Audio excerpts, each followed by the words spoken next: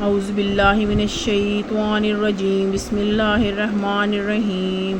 شروع اللہ کے نام سے جو نہایت مہربان بہت رحم کرنے والا ہے۔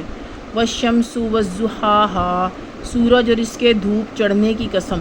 والقمر اذا تلاہا، اور چاند کی جب وہ اس کے پیچھے آتا ہے۔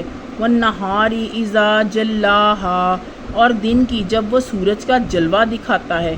واللیل اذا یغشاہا، اور رات کی جب وہ اسے ڈھانپ لیتی ہے۔ والسماء وما بناہا، اور آسمان کی اور جس نے اسے بنایا۔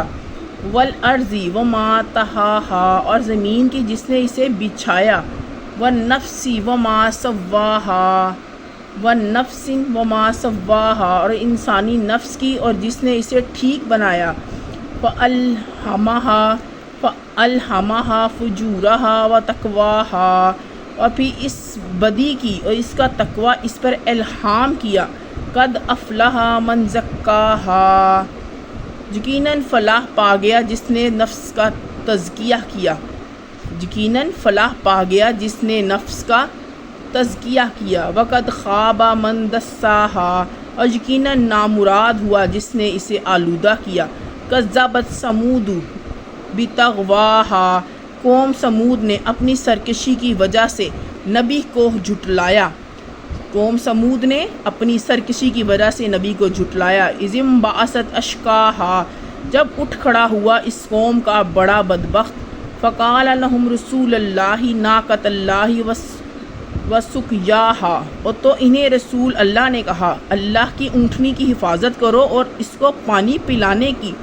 فَكَذَّبُوهُ فَعَقَرُوهَا فَدَمْدَمَ عَلَيْهِمْ رَبُّهُمْ بِذَنبِهِمْ، پھر انہوں نے اللہ نے کہا اللہ کی اونٹنی کی حفاظت کرو اس کو پانی پلانے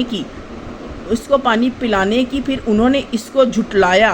اونٹنی کی کونچیں کاٹ دیں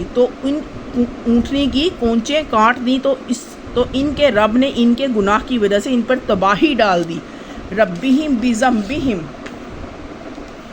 فسواہا فلا یخاف عقباہا، سب کا صفایا کر دیا اور وہ اس تباہی کے انجام سے نہیں ڈرتا۔